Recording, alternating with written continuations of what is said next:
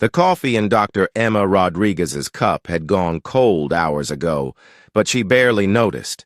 Her eyes were fixed on the screens showing radar data from every major observatory on Earth. 3 days ago, the signal had arrived. Not radio waves or laser pulses, but something far more sophisticated. A message that had somehow bypassed every encryption system and appeared simultaneously on every connected device on the planet. We come in peace. Prepare for formal contact. The words were simple, but they had thrown humanity into chaos. Governments scrambled, militaries mobilized, and scientists like Emma found themselves thrust into the spotlight as Earth's best hope for understanding what was coming. Now, as she stood in the hastily constructed meeting facility outside Geneva, Emma felt the weight of her entire species resting on her shoulders. The building around her was a marvel of international cooperation. Erected in just 72 hours, glass walls, clean lines, and enough space to accommodate whatever form their visitors might take. The sky above began to shimmer. Emma's breath caught as the air itself seemed to bend and twist.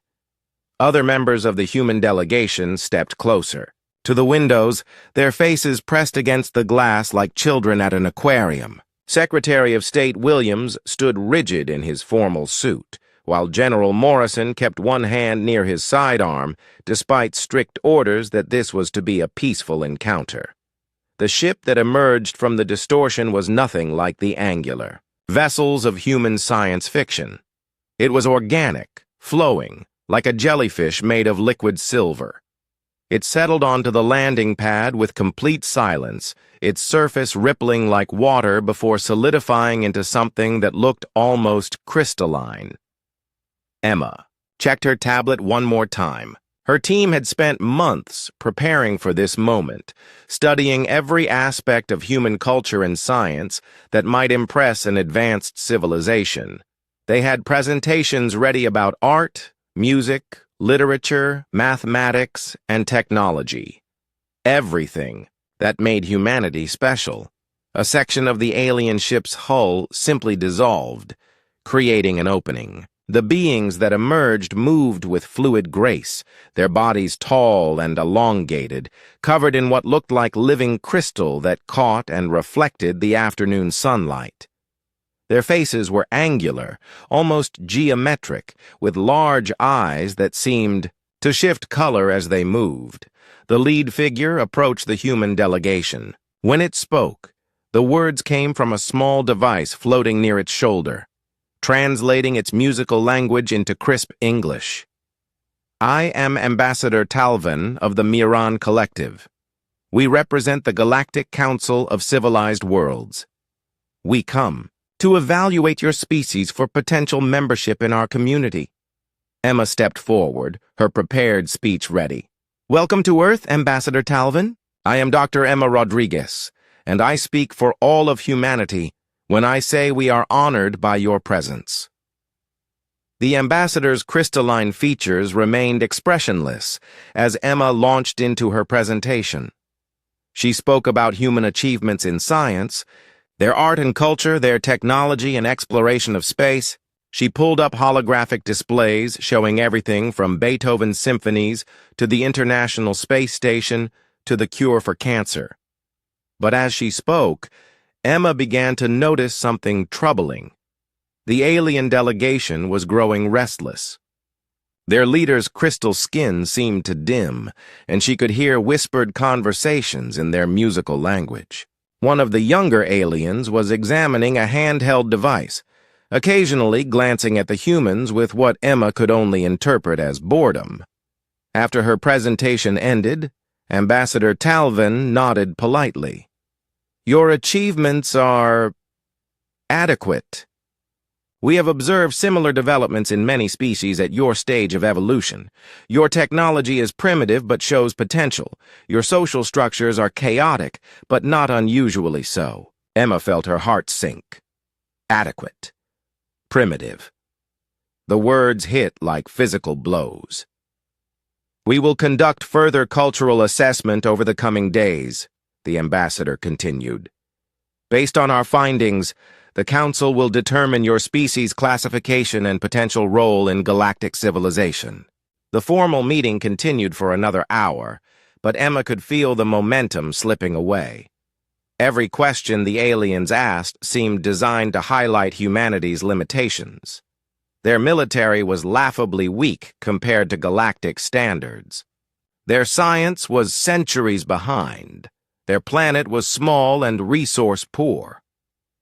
When the aliens finally returned to their ship, Emma stood alone in the meeting chamber, staring at her notes.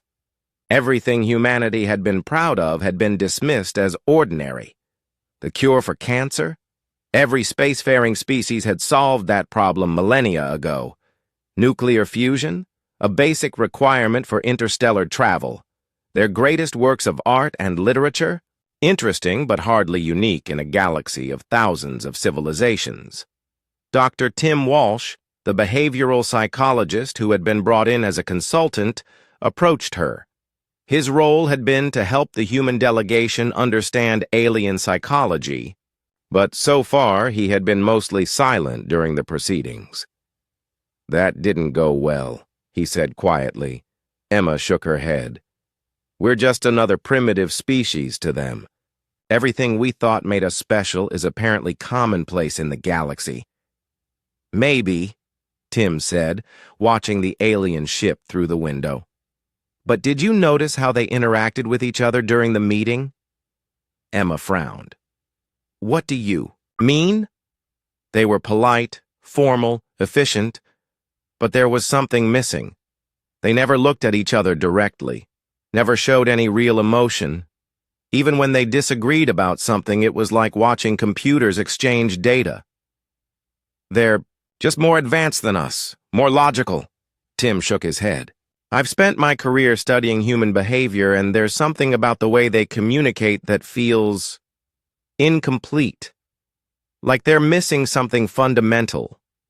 Emma wanted to dismiss his observation, but she had noticed it too. The aliens were impressive, certainly. Their technology was beyond human comprehension, their knowledge vast. But there had been something cold about the entire interaction, something that felt almost mechanical despite their obvious intelligence. Over the next few days, as reports came in from around the world, the pattern became clearer. The aliens were conducting their assessments with the same clinical detachment everywhere they went. They studied human music but showed no emotional response to it. They examined human art but seemed to analyze it purely as data points. They observed human, social interactions but appeared to miss the emotional subtext entirely. Emma began to wonder if Tim was right. The aliens were clearly superior to humans in almost every measurable way. But as she watched footage of their interactions, she couldn't shake the feeling that for all their advancement, they were missing something that every human took for granted. She just had no idea what it was. The rain hammered against the windows of the temporary research facility, matching the grim mood that had settled over the human delegation.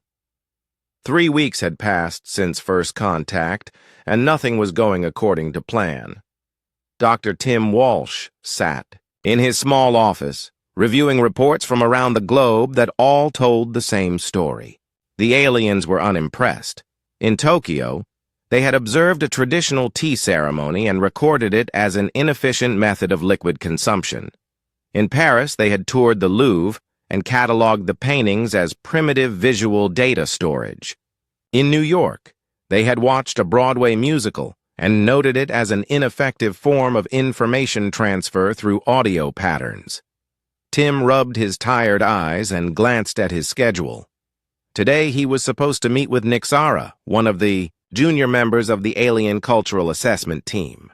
The creature had been assigned to study human recreational activities, though Tim suspected the aliens viewed the entire category as a waste of time and resources. A soft chime indicated Nixara's arrival. Tim looked up to see the alien standing, in his doorway, its crystalline form catching the light from the overhead fixtures. Like all the aliens, Nyxara was tall and elegant, with skin that seemed to be made of living glass. But unlike the others, this one seemed somehow different. Its posture was less rigid, and the bioluminescent patches along its arms were flickering in what almost looked like an irregular pattern. "Dr. Walsh," Nyxara said through its translator device, "I am here for our scheduled consultation." "Of course. Please come in." Tim gestured to a chair that had been specially modified to accommodate the alien's unique physiology. "How can I help you today?" Nyxara moved into the room, but stopped abruptly when it noticed the complex holographic interface that Tim had been trying to use for his research. The device was one of several pieces of alien technology that had been provided to help humans understand their visitors better, but Tim had been struggling with it for days. "This unit appears to be malfunctioning," Nyxara observed, approaching the device with obvious interest. Tim looked at the flickering hologram and sighed. "I'm afraid I can't get it to work properly. The manual is in your language, and even with the translator, I can't make sense of it." Nyxara's tentacle-like appendages extended toward the device, moving with practiced efficiency, but as soon as it began to work, something went wrong. The holographic display flickered more violently and then collapsed entirely. The alien's movements became increasingly frantic as it tried different approaches, but nothing seemed to help. Tim watched as Nyxara's bioluminescent patches began to pulse more rapidly, shifting from their usual cool blue to a warmer, more agitated color. The alien's posture changed too, becoming less controlled and more erratic. "This should not be happening," Nyxara said, its voice taking on an edge that Tim had never heard from any of the aliens before. "The interface protocols are standard. The connection pathways are clear. There is no logical reason for this failure." Without thinking, Tim stood up and approached the frustrated alien. "Hey, it's okay. These things happen with technology, right? Even the best systems sometimes have problems." Nyxara's large eyes focused on Tim with surprise. "You are attempting to provide comfort?" "Well, yes. You seem upset about this, and that's perfectly understandable. It must be frustrating when something that should work doesn't cooperate." The alien's bioluminescent patches flickered in a pattern that Tim was beginning to recognize as confusion. "I am experiencing elevated stress indicators due to the system failure. This is inefficient and counterproductive." Tim nodded. "Frustration is a normal response when things don't go the way we expect them to. It's actually healthy to feel that way sometimes. It shows that you care about doing your job well." For a long moment, Nyxara simply stared at him. Then, slowly, the alien's posture began to relax. The harsh pulsing of its bioluminescent patches softened into a gentler, more rhythmic pattern. "You are suggesting that my emotional response is not a malfunction?" "Not at all. Emotions are just information about how we're experiencing the world around us. Frustration tells us that something matters to us and that we want to find a solution. It's actually quite useful, as long as we don't let it overwhelm us." As they talked, Tim found himself naturally falling into the patterns he used with his human patients. He asked Nyxara about what the device was supposed to do, acknowledged the alien's feelings about the failure, and offered gentle encouragement. He couldn't fix the technical problem, but he could help Nyxara process the emotional impact of the situation. The change in the alien was remarkable. As Tim listened and responded with empathy, Nyxara's rigid posture softened. The harsh, flickering patterns of its bioluminescence settled into warmer, more stable colors. When a human technician finally arrived to help with the malfunctioning device, Nyxara was calm and able to work cooperatively to identify the problem. After the device was repaired, Nyxara lingered in Tim's office. Dr. Walsh, what you have done for me, I do not understand it, but I feel different. Better.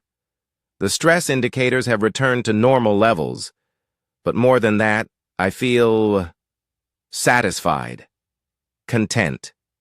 Tim smiled. That's what happens when someone listens to you and acknowledges that your feelings are valid. It's basic emotional support. Emotional support, Nixara repeated as if testing the words. This is a common practice among humans? Of course, we do it for each other all the time. When someone is upset, we try to help them feel better. It's just natural human behavior. Nixara's eyes widened, and its bioluminescent patches began to pulse in a rapid, excited pattern. Dr. Walsh, I must report this interaction to Ambassador Talvin immediately. What you have demonstrated may be of significant importance to our assessment. That evening, Tim received an urgent message from Dr. Rodriguez. The aliens had requested another formal meeting, and they specifically wanted Tim to be present. When he asked why, Rodriguez's voice carried a note of bewilderment. They won't say exactly, but Ambassador Talvin used the word unprecedented 3 times in the same sentence. Whatever you did with that junior researcher, it's gotten their attention in a way that nothing else has. Tim looked out his window at the alien ship orbiting overhead, its lights twinkling against the stars. He had no idea what he had done that was so special.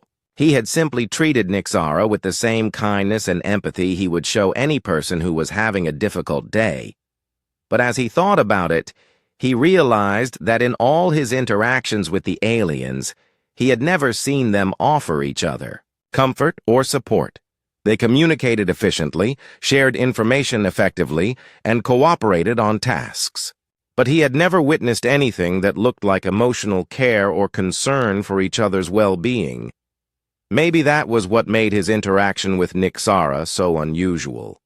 Maybe, for all their advanced technology and sophisticated civilization, the aliens had somehow missed something that every human child learned from birth. The thought seemed impossible, but Tim couldn't shake the feeling that humanity was about to discover something that would change everything. The meeting chamber felt different this time.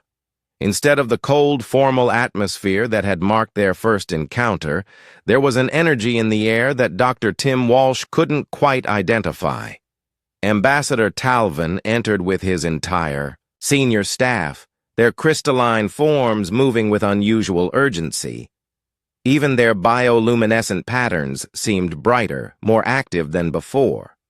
Dr. Emma Rodriguez sat beside Tim, her notebook ready, though she admitted privately that she had no idea what to expect from this meeting. The aliens had been cryptic in their communication, requesting only that Dr. Walsh be present and available for consultation on cultural practices. Ambassador Talvin approached the human delegation with what could only be described as excitement, though his facial expressions remained as geometrically precise as ever. When he spoke, his translator carried a note of intensity that hadn't been present in their previous interactions. Dr. Walsh, our cultural attaché Nixara, has submitted a most unusual report regarding your recent interaction. We require clarification on several points that our analysis cannot adequately explain. Tim shifted uncomfortably in his seat. Of course, Ambassador. I'm happy to help however I can. You provided what our behavioral analysis systems have categorized as sophisticated psychological intervention. The subject experienced measurable reduction in stress indicators, improved cognitive function, and enhanced emotional stability. These results were achieved through verbal communication alone, with no technological assistance or pharmaceutical intervention. Emma looked confused. I'm sorry, could you be more specific about what Dr. Walsh did? One of the other aliens, whose translator identified it as Science Coordinator Veltar, stepped forward. Dr. Walsh demonstrated the ability to recognize emotional distress in another being, accurately assess the underlying psychological needs, and provide targeted therapeutic response that resulted in measurable improvement in mental state. The sophistication of this intervention suggests advanced training in psychological manipulation techniques. Tim almost laughed. I wouldn't call it manipulation. I just listened to Nixara and tried to help. Anyone would have done the same thing. The silence that followed was profound. The aliens exchanged rapid communications in their musical language, their bioluminescent patterns flickering in what Tim was beginning to recognize as agitation or excitement. Dr. Walsh, Ambassador Talvin said carefully, are you suggesting that this behavior is common among your species? Well, yes. It's called empathy, or emotional support. When someone is upset or frustrated, we try to help them feel better. It's basic human nature. Veltar consulted a handheld device before speaking. Our analysis of human social interactions has recorded thousands of similar instances over the past 3 weeks. We initially categorized these behaviors as inefficient. Social protocols. Are you telling us that these actions serve a specific psychological function? Emma leaned forward, beginning to understand the implications of what was happening. Are you saying that your species doesn't provide emotional support to each other? The alien delegation exchanged more musical communications before Talvin responded. The concept is unfamiliar to us. In our society, psychological distress is addressed through logical analysis and practical problem-solving. The idea of providing comfort without solving the underlying issue seems counterproductive. Tim felt a strange mix of disbelief and growing excitement. But what about when someone is sad or worried or afraid? Don't you try to help them feel better? Sadness indicates inefficient resource allocation or goal misalignment, Veltar explained. Worry suggests inadequate data analysis. Fear represents a malfunction in threat assessment protocols. These are problems to be corrected through better information processing, not comfort. The word comfort came through the translator with an odd inflection, as if the device was struggling to find an equivalent in their language. Dr. Rodriguez spoke up. What about when your children? Surely your young ones need emotional care and support? Our offspring are raised in collective education facilities designed for optimal learning efficiency. Emotional regulation is achieved through standardized conditioning protocols. Tim was beginning to understand the magnitude of what they were discovering. So you've never experienced someone just listening to your problems? Or offering comfort when you're having a bad day? Or celebrating your successes with genuine joy? The aliens fell silent. Their bioluminescent patterns had shifted to colors that Tim had never seen before, deep purples and golds that seemed to pulse with something, like wonder. Finally, Ambassador Talvin spoke, his voice carrying a new quality that the translator rendered as uncertainty. Dr. Walsh, in 3,000 years of galactic civilization, encompassing over 400 different species, we have never encountered beings capable of such sophisticated emotional support. This ability appears to be unique to your species. But surely other civilizations must have developed something similar, Emma asked. Science coordinator Veltar activated a holographic display showing a complex chart. We have surveyed all known spacefaring civilizations. The Kelton hegemony achieved faster-than-light travel through pure logical advancement. The Vorlak Empire expanded across 12 star systems through military efficiency. The Zephyrian Collective masters energy manipulation through mathematical precision. All successful civilizations have focused on logical, practical capabilities. What about happiness? Tim asked. Joy? Love? Don't any of your species value emotional well-being? The translator struggled with these concepts, rendering them as approximate equivalents that clearly didn't capture their full meaning. The aliens' bioluminescent patterns shifted again, this time to colors that suggested deep confusion. We achieve satisfaction through successful task completion, Talvin explained. Efficiency brings contentment. Achievement provides fulfillment. But what about connection with others? The joy of friendship? The comfort of knowing someone cares about you? The aliens exchanged more rapid communications before Veltar responded. These concepts do not translate well into our frameworks. However, our analysis of human social structures shows remarkable stability and resilience despite technological limitations. Your species demonstrates unusual levels of cooperation and mutual support. We had attributed this to primitive social evolution. But perhaps we were incorrect. Tim stood up, suddenly understanding the full scope of what was happening. You're telling me that in the entire galaxy, with hundreds of advanced civilizations, nobody has figured out how to take care of each other emotionally? The evidence suggests this is correct, Ambassador Talavin confirmed. Your species appears to possess a form of social technology that is unknown to galactic civilization. The ability to provide psychological support, to enhance emotional well-being, through interpersonal connection, to heal mental distress through empathy and understanding. Emma felt her breath catch. You're saying that our most basic human instinct, the thing we do without even thinking about it, is completely unknown to the rest of the galaxy? More than unknown, Veltar said. It's bioluminescent patterns now, pulsing with unmistakable excitement. It appears to be a capability of immense value. Our preliminary analysis suggests that access to such emotional support could address significant psychological dysfunction that exists throughout galactic civilization. Ambassador Talavin stepped closer to the human delegation, his crystalline features somehow conveying an intensity that transcended species barriers.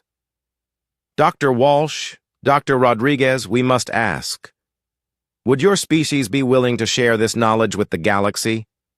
The implications of what you possess may be far greater than anything we initially imagined.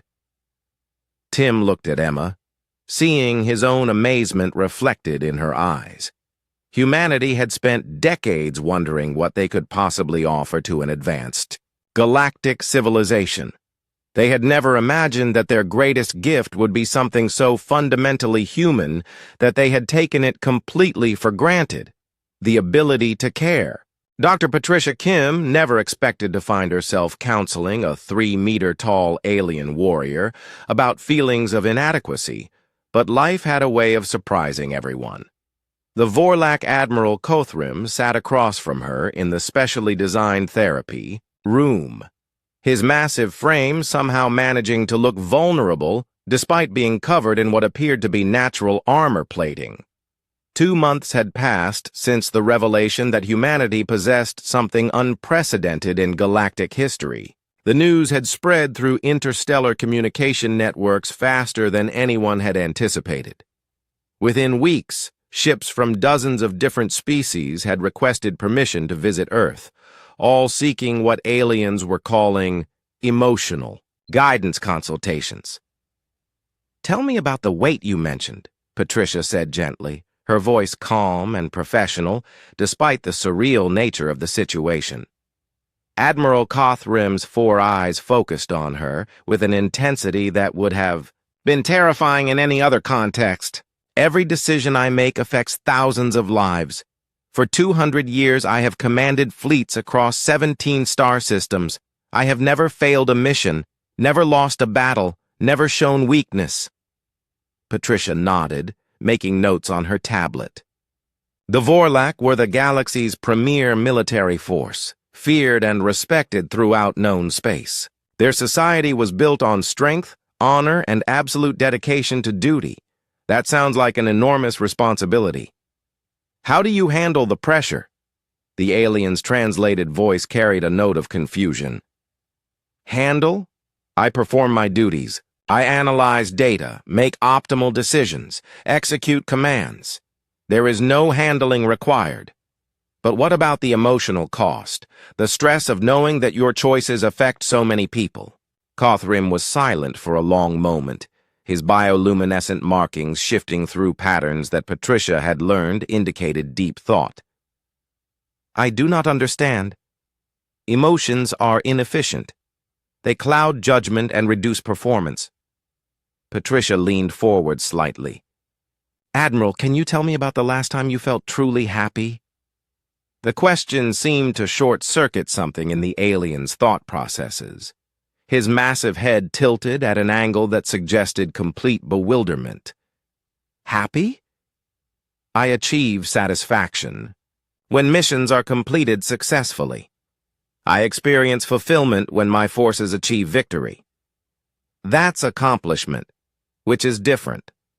I'm talking about joy, contentment, the warm feeling of being at peace with yourself and the world around you. Again, silence.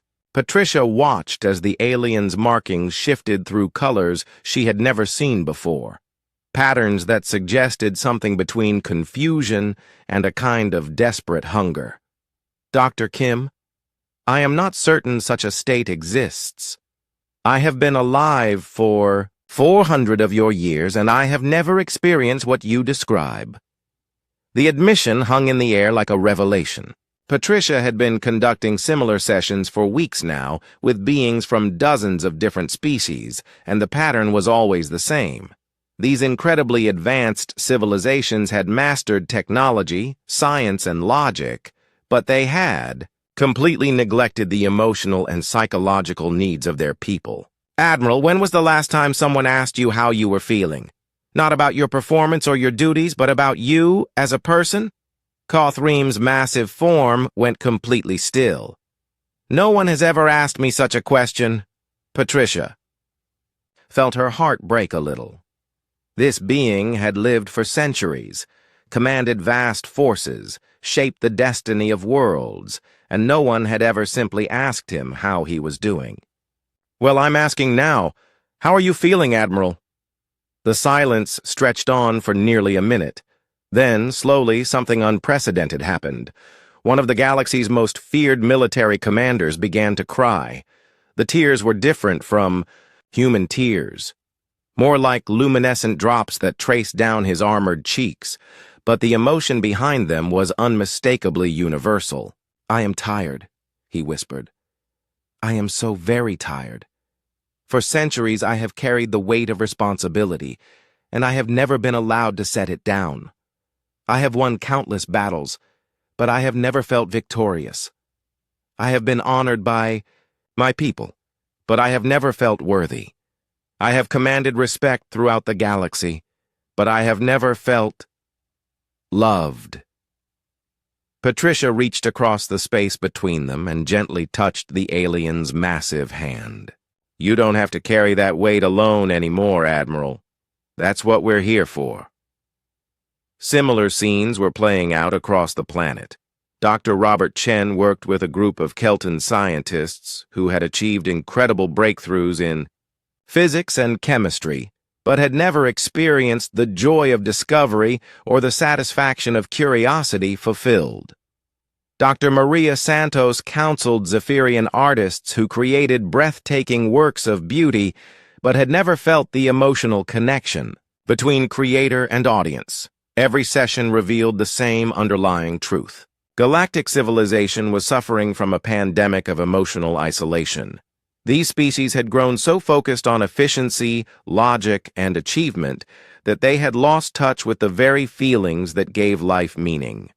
Dr. Tim Walsh, now serving as Earth's Director of Interspecies Psychological Services, stood in his office reviewing reports from around the globe. The statistics were staggering. Suicide rates among alien visitors had dropped by 90% after just a few sessions with human counselors. Productivity in alien workforces had increased dramatically as workers learned to process stress and find emotional satisfaction in their tasks. Conflict between different species had begun to decrease as beings learned to empathize with others' experiences. But perhaps most remarkably, the aliens themselves were beginning to change. Admiral Kothreem had returned to his fleet with new leadership techniques based on emotional intelligence. Kelton scientists were forming collaborative relationships based on mutual support rather than just shared goals. Zephyrian artists were creating works that spoke to the heart as well as the mind. Ambassador Talvin had become something of a regular visitor to Earth, spending hours in sessions with human therapists, learning to process emotions he had never known he was capable of feeling. During one of his visits to Tim's office, he made an observation that would reshape galactic society. "Dr. Walsh, we have made a fundamental error in our understanding of civilization itself. We believed that advancement meant the elimination of inefficiency, including emotional responses. We thought that logic and reason were the highest forms of intelligence." Tim nodded. "And now? Now we understand that emotions are not obstacles to overcome, but information to be processed. They provide data about our psychological needs, our relationships with others, our sense of purpose and meaning. A civilization that ignores this data is not advanced. It is incomplete." The implications were staggering. Galactic society had been built on the assumption that emotional needs were primitive weaknesses to be overcome through technology and logic. Humanity's involvement had revealed that emotional intelligence was actually a form of technology itself, one far more sophisticated and valuable than any physical innovation. Word of Earth's unique capabilities had reached the highest levels of galactic government. The Galactic Council had formally requested that Earth establish permanent therapeutic centers throughout space, staffed by humans who would serve as emotional counselors for the galaxy's population. The economic implications were beyond calculation. Rather than trading in raw materials or manufactured goods, Earth's primary export had become something no one had ever thought to value: emotional support and psychological guidance. Alien currencies, advanced technologies, and scientific knowledge flowed to Earth in exchange for therapy sessions and counseling services. But perhaps the most profound change was philosophical. The galaxy had operated for millennia under the assumption that emotional needs were signs of weakness or evolutionary failure. Human involvement had proven that emotional intelligence was not just valuable, but essential for true civilization. As Tim looked out his window at the growing alien quarter of Geneva, watching beings from dozens of worlds walking alongside humans in animated conversations that would have been impossible months earlier, he realized that humanity had finally found its place in the galactic community. They were not the most technologically advanced species, nor the most militarily powerful, nor the most scientifically brilliant. But they were the healers, the listeners, the ones who could help others find meaning and connection in a vast and often lonely universe. And perhaps Tim thought that was the most important job of all. The morning sun cast long shadows across the transformed landscape of what had once been rural Switzerland. Dr. Tim Walsh walked through the sprawling complex that had grown around the original contact facility, marveling at how much the world had changed in just 1 year. Gleaming alien structures rose alongside human buildings, their organic curves and crystal surfaces creating a harmony that seemed impossible just months ago. The path Tim followed was busy with morning traffic, but this wasn't the usual human commute to work. Tall, elegant Moran diplomats walked alongside compact, sturdy Kelton engineers. Massive Vorlak warriors strode past delicate Zephyrian artists, their conversations a mix of translated languages and growing attempts at basic English. Children from the nearby human settlements had grown accustomed to their unusual neighbors, often stopping to wave at the aliens who had become part of their daily lives. Tim paused at an intersection where a small crowd had gathered around a street musician. The human was playing guitar while a Zephyrian alien provided haunting harmonies through its natural vocal abilities. Coins and alien currency tokens filled the guitar case equally, while beings from half a dozen different worlds listened with expressions that Tim had learned to recognize as joy. A year ago, such a scene would have been impossible. The aliens had been capable of creating beautiful music, but they had never understood the emotional connection between performer and audience.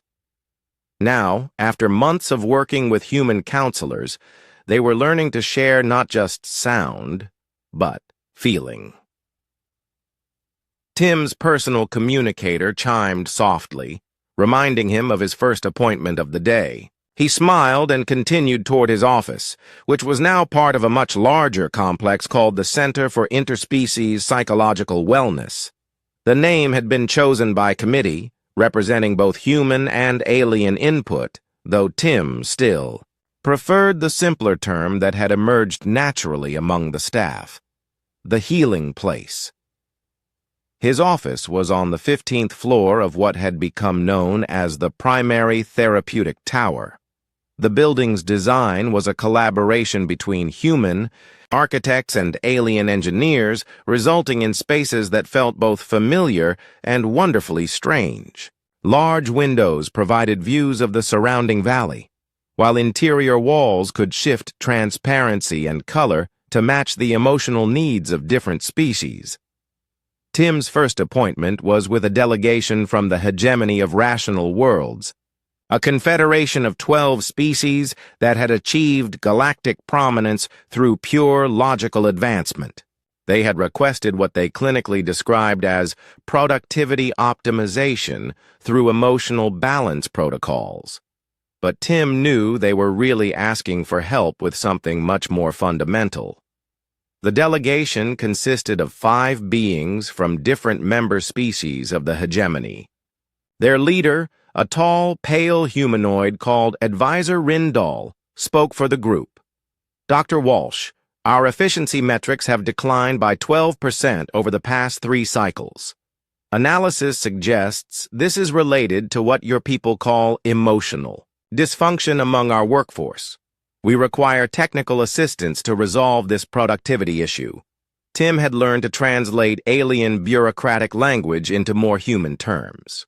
"You're saying that your people are struggling with feelings of unhappiness, stress, or dissatisfaction at work?" "Correct.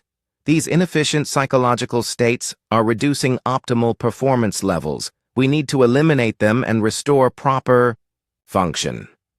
Tim smiled gently. "I understand your concern, but I think we need to approach this differently. Emotions aren't malfunctions to be eliminated.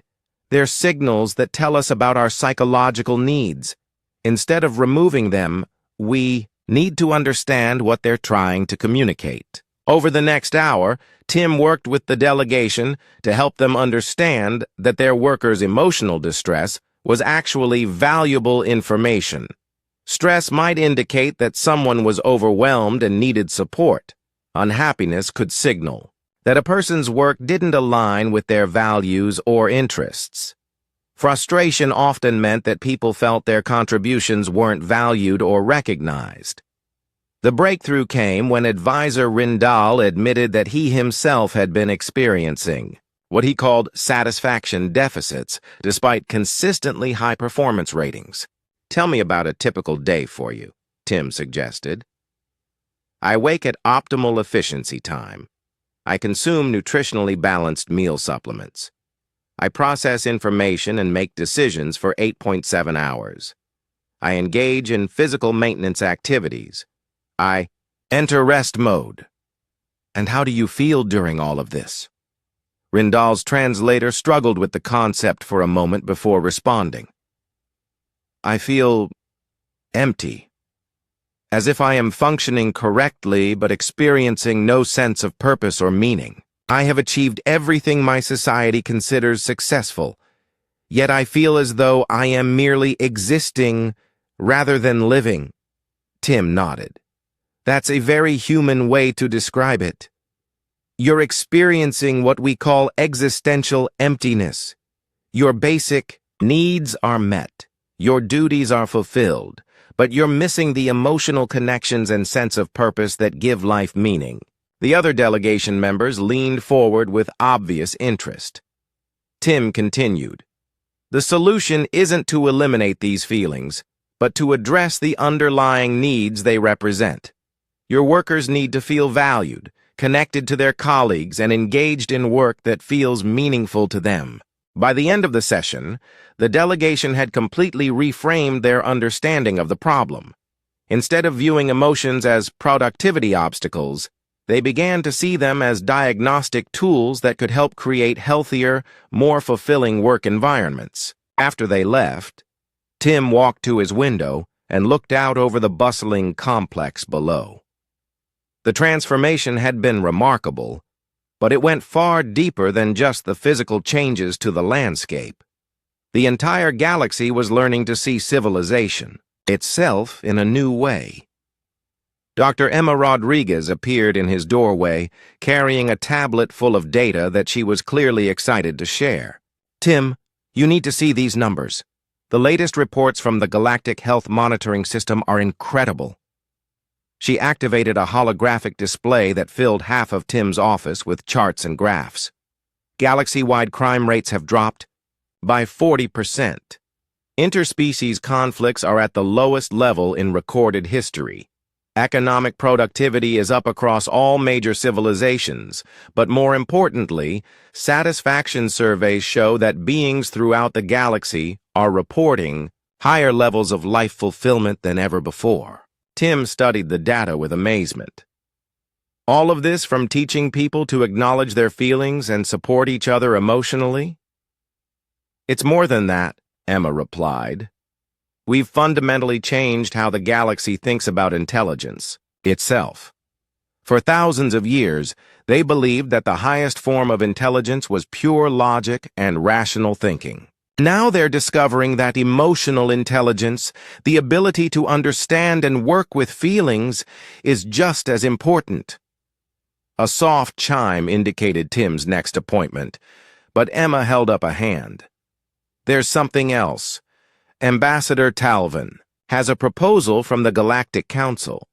They want to establish a new branch of galactic government dedicated entirely to psychological wellness and emotional support. They're calling it the Department of Civilizational Health, and they want humans to lead it." Tim sat down heavily in his chair. "They want us to be responsible for the emotional well-being of hundreds of species across thousands of worlds? Not just responsible for it, but to teach others how to do it themselves. The goal is to spread emotional intelligence throughout galactic civilization, to make psychological support as fundamental to society as education or healthcare." Through his window, Tim could see a group of young humans and aliens playing together in one of the complex's recreational areas. Human. Children were teaching alien youngsters games like tag and hide and seek, while alien children shared their own forms of play. What struck him most was how naturally they communicated emotions to each other, laughing together, comforting those who got hurt, celebrating each other's successes. "You know what's amazing?" Tim said.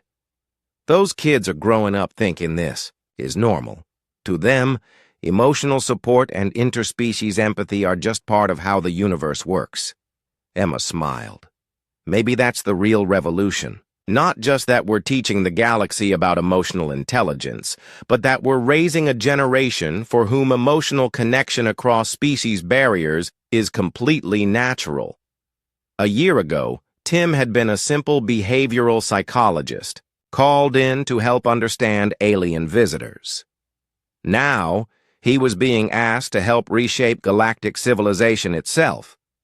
The responsibility was overwhelming, but as he watched the children playing outside, he felt something that he recognized as hope. Humanity had finally found its place in the galaxy, not as conquerors or supplicants, but as healers and teachers. They had discovered that their greatest strength wasn't in their technology or their military might, but in their fundamental capacity to care for one another.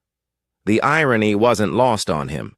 For centuries, humans had dreamed of what they might offer to an advanced galactic civilization. They had imagined sharing art, music, literature, or scientific discoveries. They had never imagined that their greatest gift would be something so basic, so fundamentally human, that they had taken it completely for granted. The ability to listen, to empathize, to offer comfort in times of distress and shared joy in moments of triumph. To see another being as more than just a collection of functions and behaviors, but as a complete individual with their own hopes, fears, dreams, and struggles. In a galaxy full of technological marvels and scientific wonders, it turned out that the most valuable expertise was the simple human understanding that everyone, regardless of species or origin, needed to feel understood, valued, and cared for. As Tim prepared for his next session, he couldn't help but smile at the thought of how far they had all come. The galaxy was learning to heal, one conversation at a time, one moment of genuine human connection at a time. And perhaps most remarkably of all, the aliens were learning to heal each other, spreading the gift of emotional intelligence from world to world, creating a galactic civilization that was not just technologically advanced, but emotionally mature. It was, Tim thought, the most human thing imaginable, teaching others to care, and then watching them teach others in turn, creating an endless chain of compassion that stretched across the stars.